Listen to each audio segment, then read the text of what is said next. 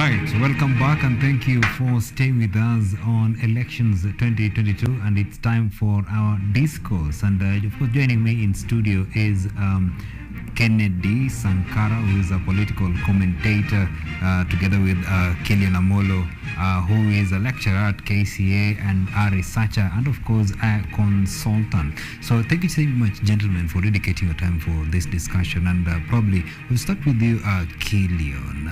Tell us generally, because we understand, of course, you went very early in the morning and casted your vote. How was your experience in this process? Well, my experience is that the process was going on seamlessly. I could see people coming in, going out. The KIMS kits were working as was anticipated. But that notwithstanding, I would say that the process was a bit slow. And I would say it was basically because some voters were not somewhat, I would say, semi-literate, right, and they were taking too long to fill and even to identify the candidates. Right. Secondly, it was also occasioned by the fact that some particular like slots had so many candidates competing, right, and so the ballot paper was so long, yes, and it would take long to identify the person that you are going to vote for.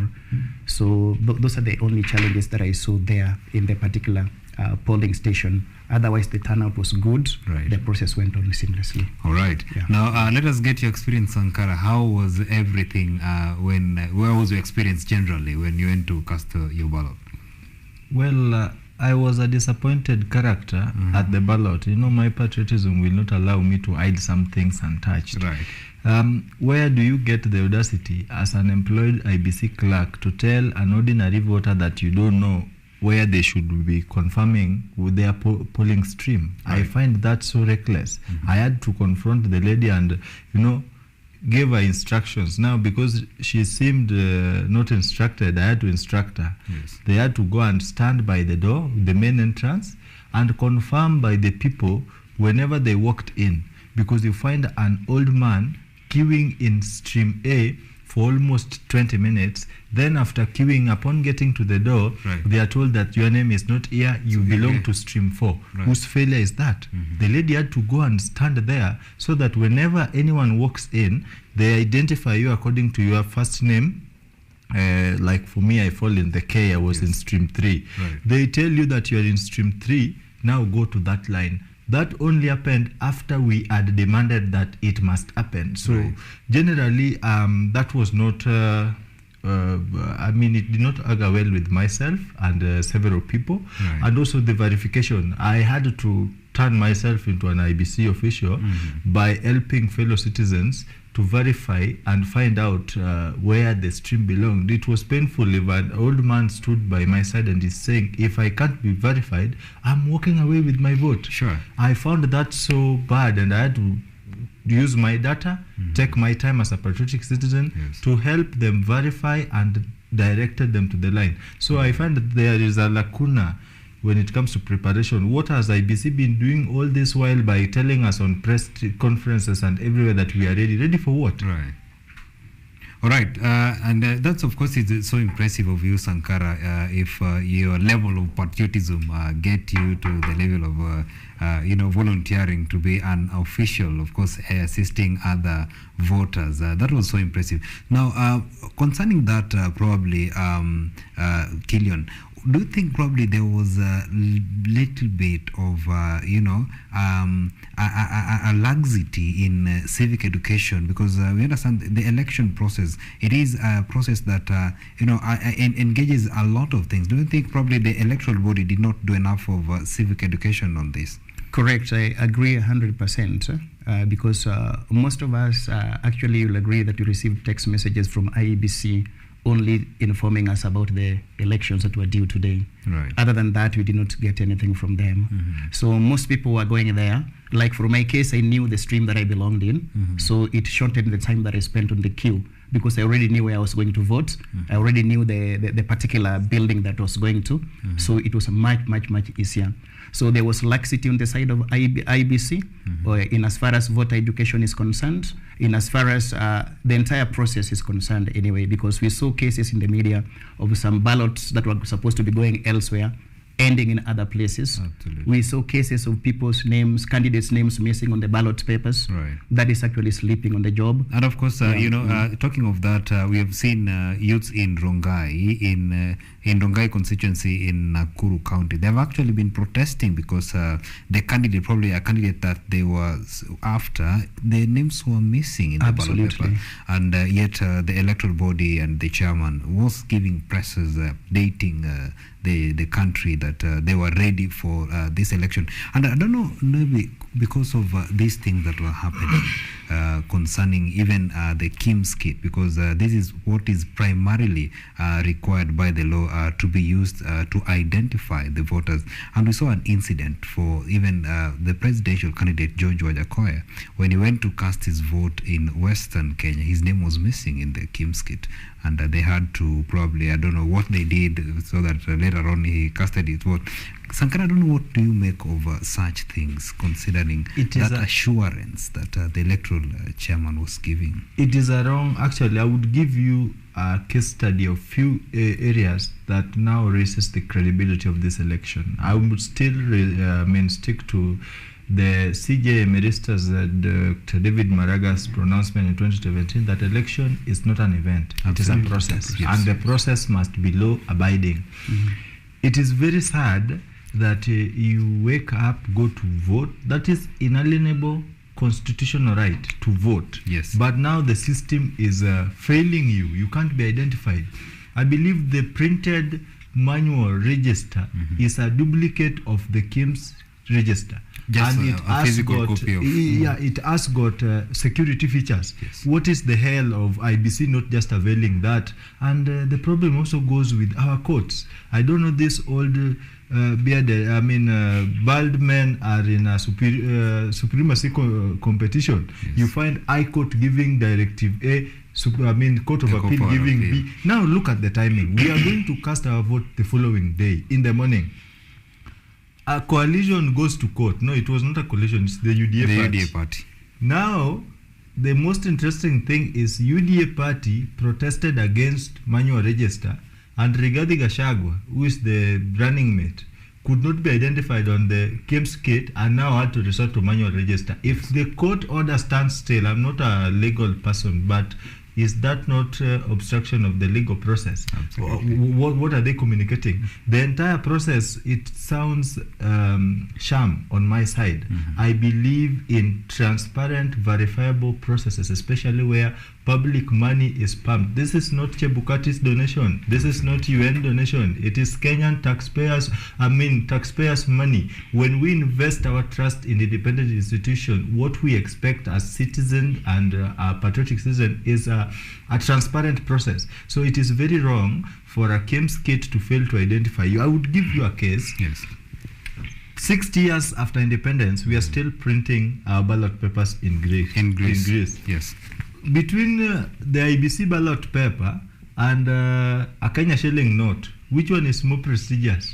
If we can print our notes in Delaru under the supervision of the military and all those other people, yes, why can't we print our ballot papers locally so that in case we have a mistake, we can rectify them as fast as the word sounds? Absolutely. Look at Nakuru. Chebukati is ever on press briefings. He talks as if he did not text up at the previous night.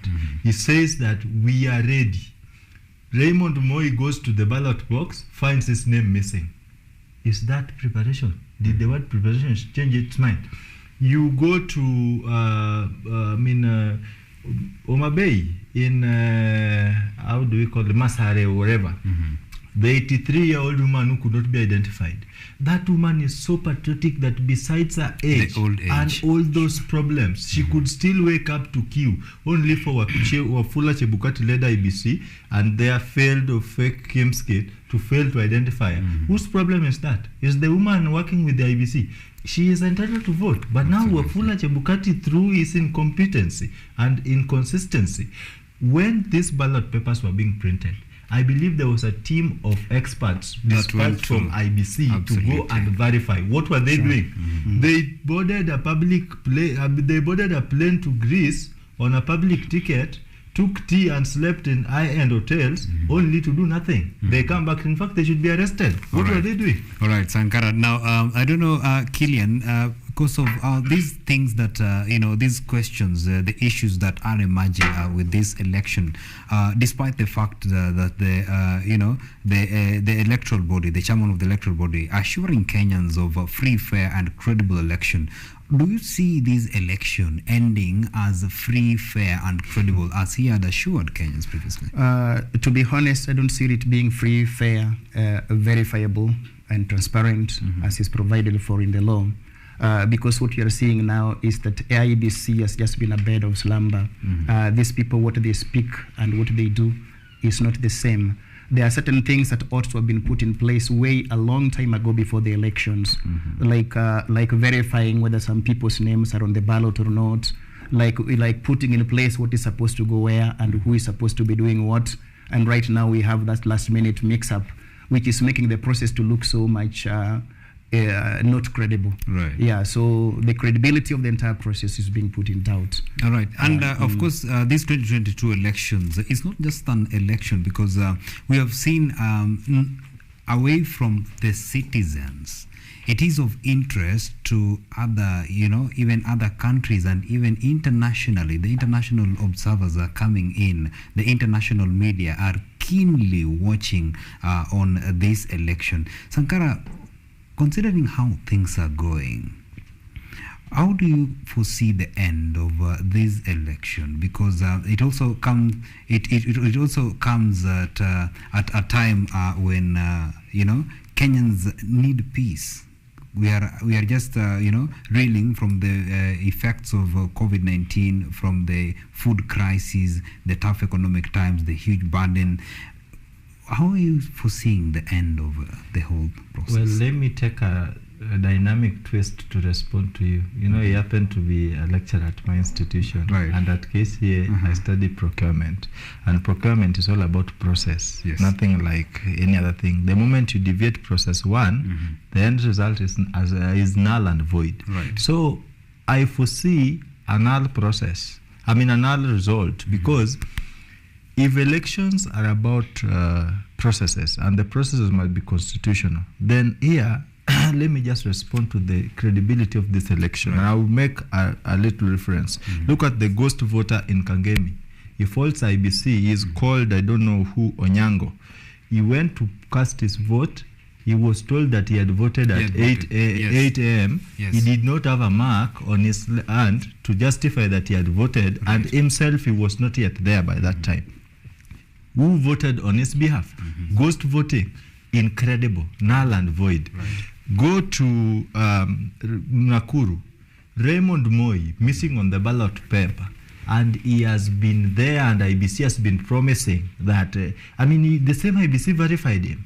The same IBC sent people abroad to go and verify the printing of the ballot papers. He is not there. Is it credible?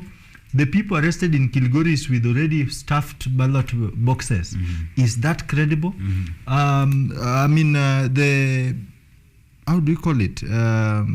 This old mama who cannot afford to vote, the presidential candidate himself, leave alone the common mwananchi like myself, a presidential candidate could not be identified.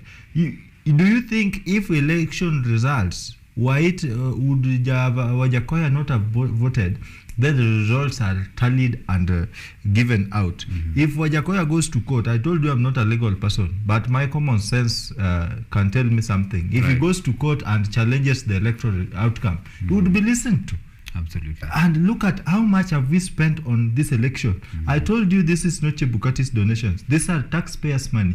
Now imagine you're battling with Unga crisis, sacrificing for an election only for someone to come, and if the process is not going to be as consistent as it should be, it doesn't matter who is watching, whether it is international or etc. Our courts will decide. All right. The results will be affected. That will be a double trouble for the people of Kenya. Absolutely. Amolo, what do you make of the end of everything? What do you make of the end of everything? Just probably borrowing from what Sankara is saying. Yeah, the end of it, if the process, I remember from Magara's ruling in the last election, if the process is not credible, then the end is a nullity. Absolutely. Yeah, that is what I can say authoritatively. And do you think it will be easy, because the main focus here, in as much as even other elective posts are important for the electorates, but the main focus is on the presidency.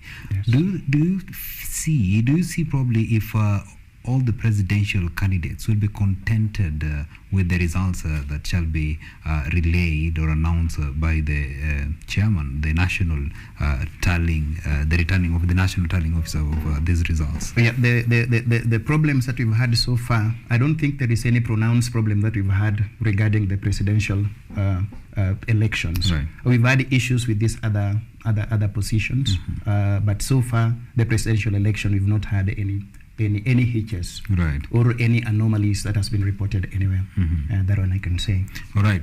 Maybe we move to another thing which is also very important in this election. The apathy. Oh yeah. The apathy, because our correspondents and reporters in other polling stations, they have said that they are noting a difference comparing it with the previous general elections. People are not turning up. There is not that enthusiasm for voters to go and cast their votes. Sankara, what do you think could be the reason for this? Why don't people want to go and cast their votes and make a decision of how things will be moving, how they shall be ruled in the next 5 years? Omondi, you know, from political science, voter apathy is just lack of interest Absolutely. by voters to, eligible, not Yes. eligible voters to turn out and vote. Now, this is a very funny election. From IBC, it was already past noon, and they can report that 30% turnout, that is 6 million. 6 million, yes. So can you imagine 22 million people registered to vote, Yes. but we are coming midday and only 6 million has voted. Yes. This vote apathy, this is a discussion I've been having elsewhere in other media stations. And I would say authoritatively that it is an intertwined challenge. Right. One links to the other. It is more prevalent among the young people, and when you sit with them and get the concerns that these young people are giving out as to why they are not likely to turn out and vote, they are convincing. But again, as a patriotic citizen and as a leader, a youth leader, I insist on the element of turning out and voting. Look at Raila Amolo Odinga. Yes. He is 75. He has been vying and he's still chasing his dream. What makes a young person think that if I voted last time and it did not work, it will not work again? You have to go keep it, tap it. You have to go. So the vote apathy is very serious. Right. And it is a shock on the other presidential candidate. Let me take, for example, the UDA. They've been campaigning in Mount Kenya 1 million times. And today you look at the turnout in Kiambu, it is disgusting. Right. You go to Othaya, it is the same thing. So you wonder what is not happening. But why this is a it political? when you're saying that, Kenya Kwanza has been campaigning, of course, in the mountain, and Azimio side has also been campaigning in the mountain. Why don't we see the youths, of course, the large number of supporters, of course, probably from the other camp coming in to vote? Well, I will tell you this for a fact, and apologetically, and I do speak my mind. I'm not here to entertain anyone. Right. Not to, yeah. But these politicians have mastered the art of ferrying. In fact, you may wonder, some of them worked in the cargo industry. Right. They are ferrying people like the cement from Mombasa to Uganda. Right. They have been talking to masses of paid people. Right. Masses who are not enthusiastically interested in listening to them. Now, in Kijaluo, someone quote, and I would quote, Yuko Jamna. Yani, they went there for what was offered. You Right. see? So the connecting thing factor, it was the money. Right. Politicians showed the money. You saw even other presidential candidates dishing out chapatis in rallies. People would come. They are there. They are going to eat. Now it is time to vote, wakati wa kukula uliisha, ni wakati wa kupiga kura. Right. But again, these masses are people who are not eligible to vote. I would tell you for a fact, this morning I woke up to go and cast my vote. I left where I stay, which I will not mention, but I passed somewhere through Githurai. Right. It was at around 5. I mean, when I was coming back by around 8, the notorious faces that I usually see shouting "Mheshimiwa, Mheshimiwa" were the same faces paraded along the road. I was wondering, is there a polling station next to this road? So what am I trying to say in several sentences is that the people who politicians have been investing in are not actual voters. Actual voters are serious people. They are engaged. They know what they want to listen to from a politician. But our politicians who are, they get some euphoria in the masses. Now they will just ferry any other person, even a mad person in the streets, Pandagari, we will go. They work on the photos. Right. Actually, most of the political coalitions have been editing photos and sending fake photos. These are things that have trended on Twitter, and they've been, you're not new to this, you add them. Absolutely. Now it is time for them to convert the fake photos to real voters. It will not happen. It is really a great test for the politicians, of course, who have been bragging of the numbers their campaigns. And this for these numbers, of course, to be manifested in the results. The voting. Right. I don't know, Amolo, what do you think of it? Because Kenyans also have a culture of rushing, last minute trash, because as it was noted that by noon only at around 6 million people have voted against the 22 million registered voters. What do you think? Is it the Kenyan culture of rush minute? Okay, I would say partly that is true, because personally I've always voted in the evening. Right. I've always voted between 4 and 5 p.m. You don't find even a single person on the queue, because why should I take 3 hours in a process that can take me 10 minutes? Right. So personally, I've voted in the evening. Today I voted just earlier because I was coming here. That might also contribute to the low percentages. Maybe the numbers will still come up later on in the day. Now, secondly, for the case of the mountain, we know that they did not have a candidate of their own. Right. Yeah, this obviously contributed to the apathy, to the percentage of turnout.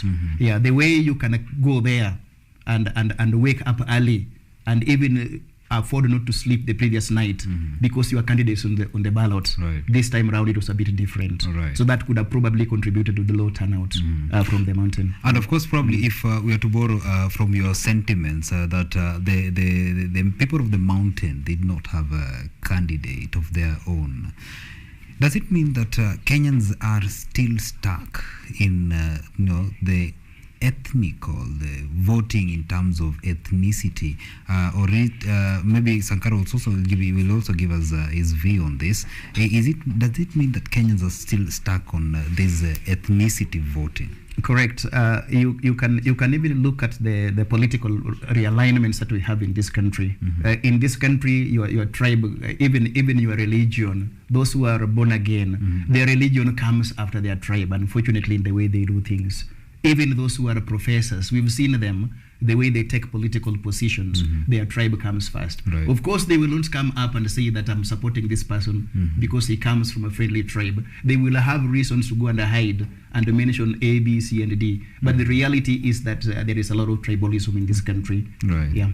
Sankara, I don't know now, how do you weigh into this? And is there, because you're a young person, is there really hope in the future that Kenyans will walk away from this kind of ethnicity voting and they move to probably a voting system where they weigh into the manifestos and the agendas that the contestants for different elective posts are bringing on board?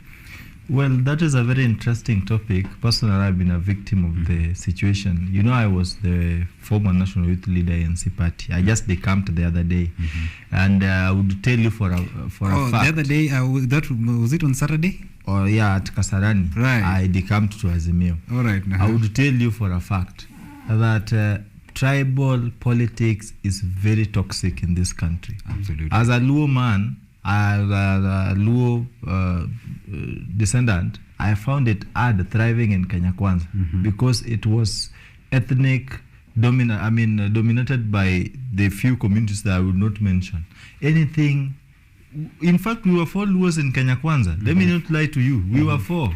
I can mention it is Eliud Owalo of UDA, Kennedy Omulo, Director Political Affairs, ANC, myself, Sankara, and Moses Oburu of ANC, Chairperson, Persons with Disability. Accommodating these 4 people was a big challenge to William Ruto and his team. I was wondering where he is going to accommodate the entire Luo community. That aside,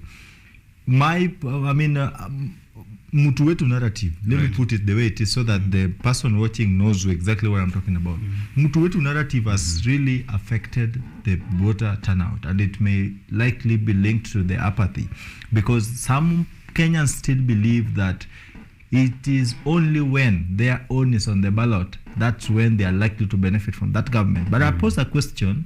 Moi was a president for 24 years. Yes. I asked my fellow Kalenjin friends, my friends, show me what your father or you gained as a person from Moi presidency. Now that you have to vote in line of ethnicity, they will give you nothing.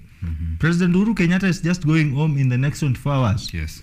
I want to ask Kikuyus, what did you get from his government because he was a Kikuyu? Nothing. Yes. Oginga Odinga was a vice president for 4 years. My grandfather at home did not get anything from his government because he was a Luo. So I'm just basically trying to say it is high time we dissect and question the logic of... All right, Sankara, sorry, I'm interrupting you. We need to do a little bit, but Amolo, on this, what do you think? Because this is coming at a time when a lot of things are happening. We are coming at a backdrop where corruption is a key issue. We are coming at a time when there is an issue of public debt. There is an issue of high cost of living, and we are expecting probably that Kenyans during this electioneering period, they could probably make decisions based on the manifestos and not the ethnicity. Is there hope in the future for change? Yeah, there is hope in the future if Kenyans vote wisely. There is hope in the future if Kenyans remember how their political class and the political leaders have disappointed in the past, saying this, and when they get there, they do the exact opposite of what they believe in and what they stand for. Right. I want to speak this to those who are listening to us, that the economy, the strength of this economy depends on the political process that we are doing now. You vote in the wrong people, the economy will be on its knees, will remain on its deathbed. You vote in the right people, the economy will begin to thrive. People who will bring in the infrastructural development in this country, people who will bring in an enabling environment to do business, people who believe in reducing the cost of living, people who believe in empowering the local citizen by ensuring that there is access to education, access to medical care, access to housing, access to clothing, and ensuring that the quality of life is improving. If people vote wisely by considering all these, then we will not have to regret. Right. Yeah. Sankara, you are having a very interesting sentiment that probably I would really wish you continue with it. Yes, I was telling you that I've been asking my colleagues, if you have to vote because Mutuwenu is on the ballot, then tell me what a Kalenjin got from a 24-year rule of Moi, President, the late. Tell me what Kikuyus from Othaya and Nyeri got from Kibaki's individually. You can get something as a community. Yes. I want to get what you got as an individual from Kibaki's 10-year reign, and definitely what they've gained from Uru's 10-year reign, and what they will likely to get in the future. There's nothing. So it's high time we dissect the manifestos, and also weigh out the history of the contestant. Really matters. There are people, when their name is called, dirty bells ring in your ears. It is not scandal from Ministry A to Ministry B. It is not scandal from it. And some, it is when their name is tagged, you hear freedom there and there. I don't want to call people names, but what I'm just trying to say is that it's high time we get to question the logic of the manifestos, the implementability, the timing, and also the transparency from the people who are writing those manifestos. In Kenya, manifesto today it is like composing a song. When it comes to election, people are just writing anything. In fact, politicians are now promising next life. There are others have been working in this country promising money that when they are put together, not even 3 countries can generate that money. But Right. when he goes to Kitui, he promises heaven. When he goes to Kisumu, he promises heaven B. When he Right. goes to Nairobi, he finds out that he has promised everything. Now he is left to lie. What am I saying? You are going to vote in liars. Right. We must not listen to them. When you walk into that polling booth like today, I don't think there is anyone who saw what I marked. I've seen people circulating photos of people Of they people they voted in. which is contrary to the To the- laws. yes. Because that automatically rubbishes the secrecy of the Of the ballot, ballot, yes. voting. No one saw whom I voted, but I know I voted the right leader. I have the capacity to interrogate the capability of whom I want to entrust with my vote. You know, these people are looking for job. Now I'm a serious person. I'm an employer. I don't just give job to any other person. You must qualify. So I checked through, and no one can tell whom I voted. So it is high time we leave this thing. And we were moving on smoothly as a country. We were going towards political coalition where it was non-ethnical. Right. But the ethnicity from those, because these players have been there, they borrowed the tactics from the old dogs. Right. They are implementing them. It is not easy, my friend. All right. That's very interesting from you, Sankara. Now, moving forward, because you're saying that it's just a matter of hours and we shall be seeing new faces, new leadership. Right. So maybe what do you anticipate in the new leadership? And my director is telling me that we are constricted now on time, so we'll just be going straight to what we need to talk about. Amolo, what do you anticipate in the new leadership? Because considering the burdens that we have been having in this previous leadership, are we probably foreseeing a good life with the promises that the politicians, the contestants in different elective positions have been giving? Is there the heaven that they've been promising? Is it something to go by?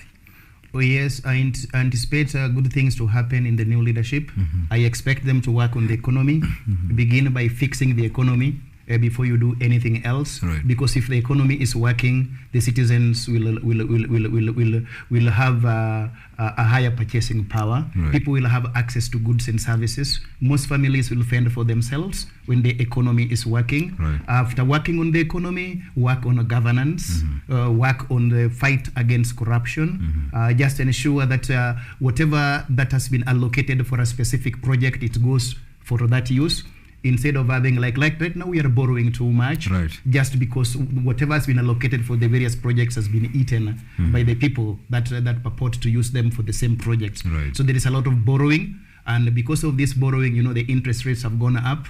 The normal citizen is suffering, cannot access credit because this money has been borrowed by the government. This money is not there, it's not flowing in the economy. So the normal citizens are suffering. Without access to credits, investments cannot take place. Right. Without access to credits, without investments, employments will not be created. So I expect the new leadership to fix all of this. All right. Yeah. All right. Now, Sankara, what are your sentiments in the new leadership? Because you noted that it's just a matter of hours. President Uhuru Kenyatta will now be becoming a civilian, and we shall be having very soon, of course, a new president shall be elected to office. The heavens that have been promised to the electorates in these campaigns, is it anything to go by? Should they really expect the heavens and the goodies that were promised in these campaigns? You know, politicians have mastered the art of conmanship. Today they are in Camp A singing Gospel B. Tomorrow they are in Camp C singing Gospel Z. And of course, I'd question you for that, because you just told us that of course you decamped, and that is a very impressive. When you decamped, you are on a political outfit that believed, in a form of leadership, and then probably just a few hours, 48 hours actually, to the general election, you decamped to another outfit that have different political outfits and standings. You know, my friend, I cannot use my brain to add weight on my body. Yes. When I spoke to the entire country and the whole world on 23rd January at the Bomas of Kenya. Yes. I did endorse Honorable Musalia Mudavadi as presidential candidate for our party. Yes. But he refused to go to ballot.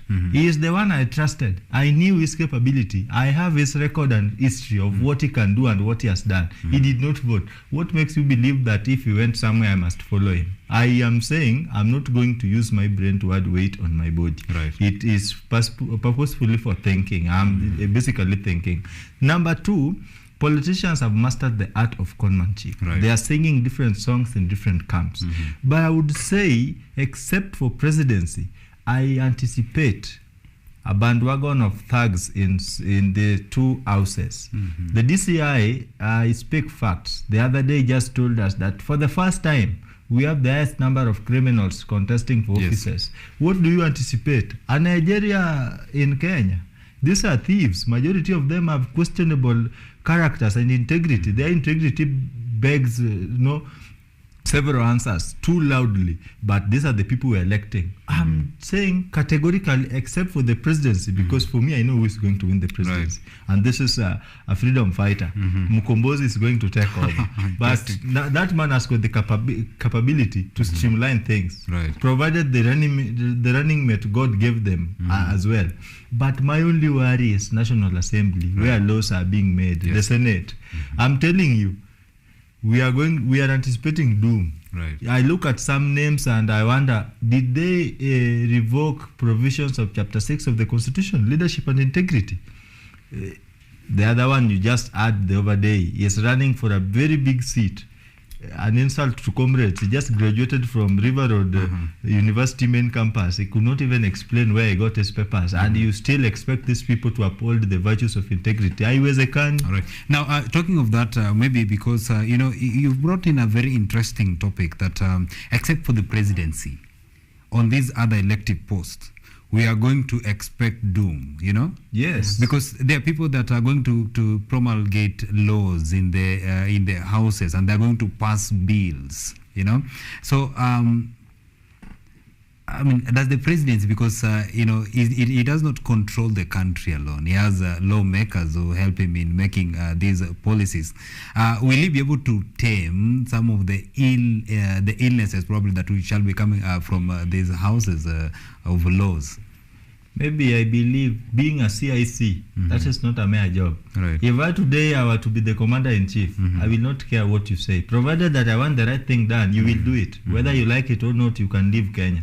But because you have to stay in Kenya, you must do the right thing. Right. The presidency and that ticket, I just voted in the morning. That is marvelous. Hiyo ni dawa yao, ni kiboko yao. It will tame them thoroughly. But my only worry is that these minorities, the questionable ones, there are too many. When they gang up, when too many hyenas gang up against a single lion, I usually watch GEO's programs. The lion automatically becomes vulnerable. Absolutely. So we have several hyenas who are going to fight against a lion. Yes. But I believe being a lion, Simba ni Simba. Simba will still carry the day because Simba is going to work with various components of its body. I mean, the DCI is going to be a streamlined DCI, the police surveys. So the teeth or the tooth is going to be perfect, and Simba is going to manage it. But those people, the people who have been cleared to run, very interesting. Now, and of course, maybe we also saw this happened. It happened yesterday. There was a change of guard. And lately, we have seen the sitting president, launching a lot of projects. And lately, what happened yesterday, there was a change of guards. Don't you think probably, the moves that the president have been making would raise questions probably later that he planned to do this, he planned, this to happen, because there have been allegations, people have alleged that the president wants to continue with his term, but not as a president, with other things, considering the things that he's doing. Do you think these things could, be brought to light and being questioned that he wanted this to happen, that's why he was doing this and that? Yeah. It can be questioned that way, that the last minute changes are coming as a result of his desire to have his impact, even if it's not himself, Right. his impact to remain in the respective cadres in which the replacements are being made. But I still believe that the incoming president will still have the prerogative to shift things again, and even to streamline other areas that might not be in line with his interests, or the areas that he may want to be changed. He is constitutionally liable to streamline, Right. and even to reappoint here and there. Yeah. And maybe if we borrow from what Sankara has just said, that he believes that our president will rise, and he is referred to the president that will rise as Simba. But one unfortunate thing is that he's being surrounded by a lot of hyenas. In the first term of this Jubilee government, the opposition was very steadfast, and it kept the government on toes. Yes. Looking at the new government that is coming, we shall be having, of course, from the 4 presidential candidates, one of them will be president, and others who will be, others, of course, now they form part of the opposition, something of that sort, because they are not part of this leadership. What do you see of this government? Will they be able to keep that the sitting government on toes, or will they be probably derailing the developments of the government that shall be taking office? Yes, it might not work as such, because when you see both sides of the political divide, these people are schemers, and every time, even me, if you take me there, I will have a way of reaching out to the other part almost immediately for political survival.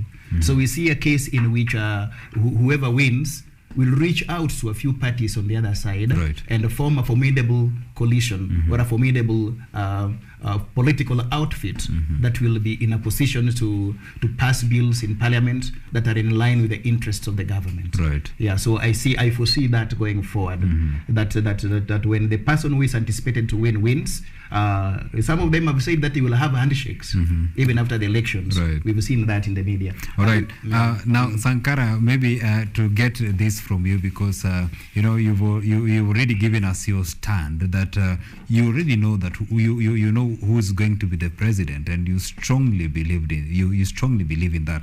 I don't know whether that could be manifested in the defection that we just saw on the day where you defected to Azimio. So I don't know whether you believe in the Azimio presidential candidate could take the day, or you believe that you just decamped and you believe the presidency is on the other side. I don't know about that, but the leadership in the new government, how do you foresee it concerning, maybe borrowing from what you just said, Asimba is going to be there and the hyenas surrounding him?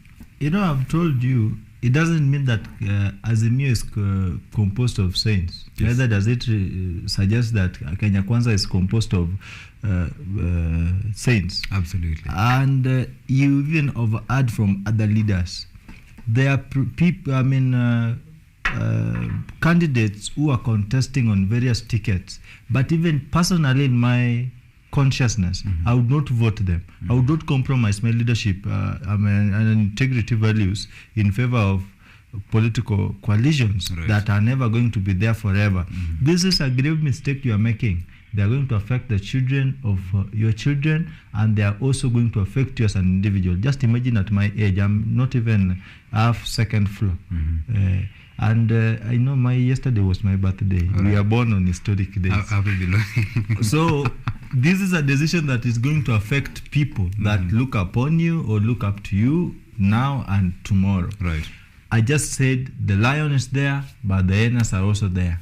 When you see these political divides, these are hyenas united, but again divided to fight for the meat from different ends. I would tell you for a fact, I'm not lying, and it is a very sad state of affairs, because at that particular point in time, the most desperate and affected person is the common mwananchi. Right. When these people are fighting, you will come to realize that, me today, even if there were to be violence, I cannot participate in person.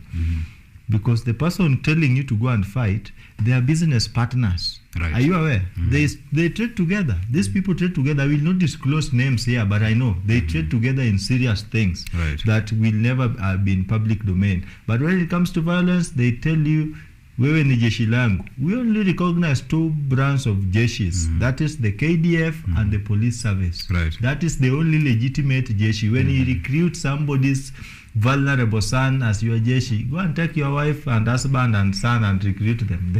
To become your jeshi. Yes. All right.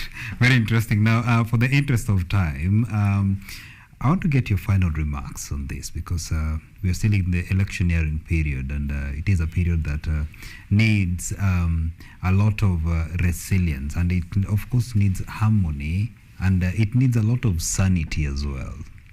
What message would you want to pass to the electorates and the general public at large concerning this electioneering period and the transition of government as well? I would urge the electorate to turn up and vote. Turn up and vote, and turn up and vote. It will affect your life. It will affect your families. It will affect your future. It will affect your financial well-being, and every other aspect of your life depends on this. Turn up and vote in the right people.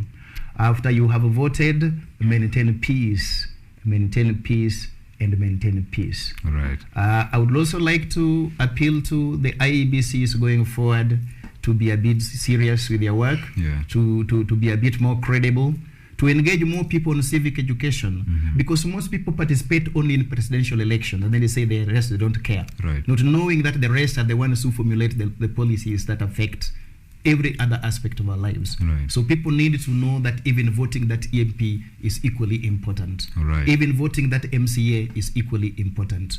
So turn up and vote, maintain peace. That is the only thing I can say now. All right, Sankara, what's your final take on this?